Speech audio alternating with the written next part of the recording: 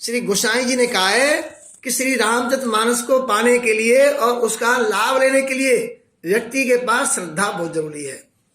जे श्रद्धा संबल रहित नहीं मानस कर साथ, तिनको मानस अगमत जिन्हें न प्रिय रघुनाथ। माने क्या? रघुनाथ जी की ये कथा पावन में कैसी है कि जिनके पास श्रद्धा रूपी राह खर्च नहीं है और संतों का साथ नहीं है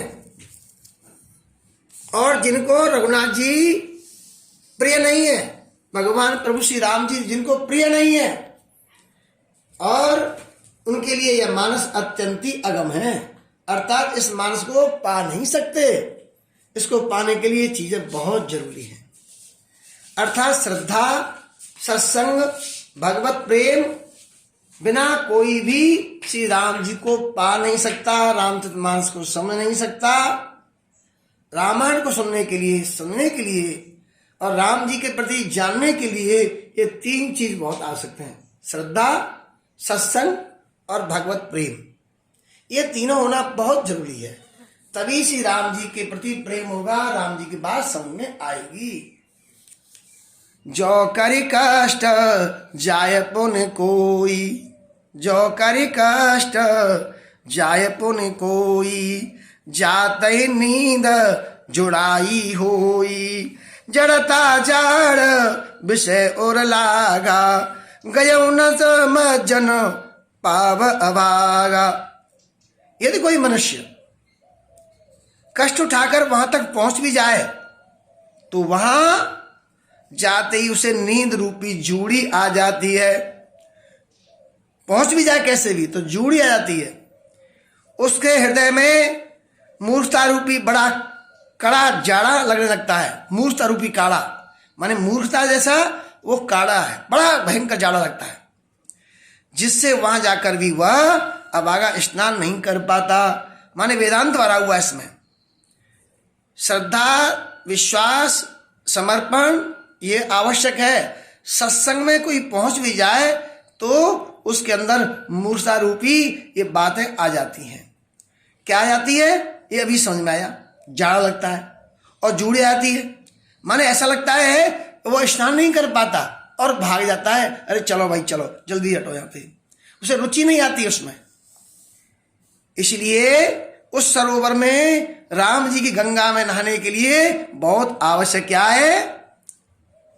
करे न जाए सर मज्जन पाना, फिर आवै समेत अभिमाना। जो बहोरे को पूछन आवा, सर निंदा करे ताई भुजावा। उससे उस सरोवर में स्नान और उसका जलपान तो किया ही नहीं जाता, वह अभिमान सहित लौट आता है।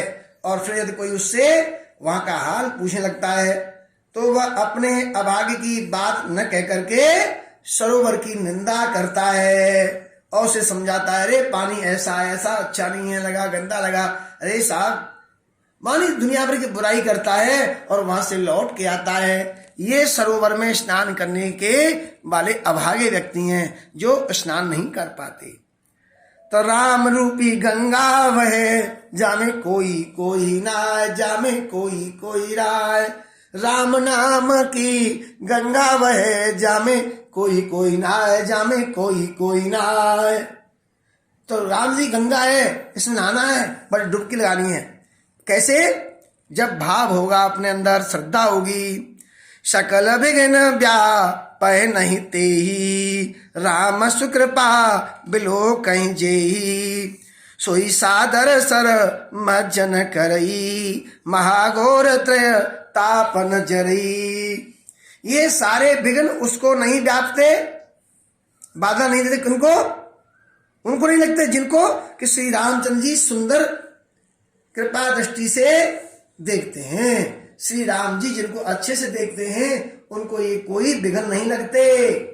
वही व्यक्ति आदर पूर्वक इस सरोवर में स्नान करते हैं और महान भयानक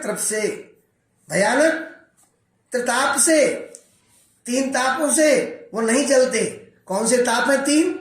दैहिक, दैविक और भौतिक। अर्थात आध्यात्मिक, आधिदैविक और आधि भौतिक, ये 3 प्रकार के ताप होते हैं, कष्ट होते हैं, इनसे वो व्यक्ति नहीं तपते और उनको अच्छी लगती है रामचरितमानस, वो डुबकी लगाते हैं।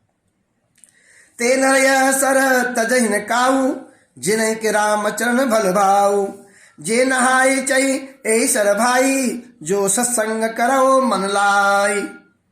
ऐसे मानस में जिनके मन में प्रभु श्री राम जी बैठ जाते हैं, रामचंद्र जी के चरणों में जिनका सुंदर प्रेम है, वे इस सरोवर को कभी नहीं छोड़ते। हे भाइयों और बहनों, जो इस सरोवर में स्नान करना चाहते हैं वह मन लगा करके सत्संग करें, मन लगा करके प्रेम होना चाहिए। प्रेम बिन रीझ नहीं नटवर नटकिशोर, प्रेम बिना भगवान भी नहीं रीझते, प्रेम चाहिए। और प्रेम नदिया की तरह उल्टी बह धार।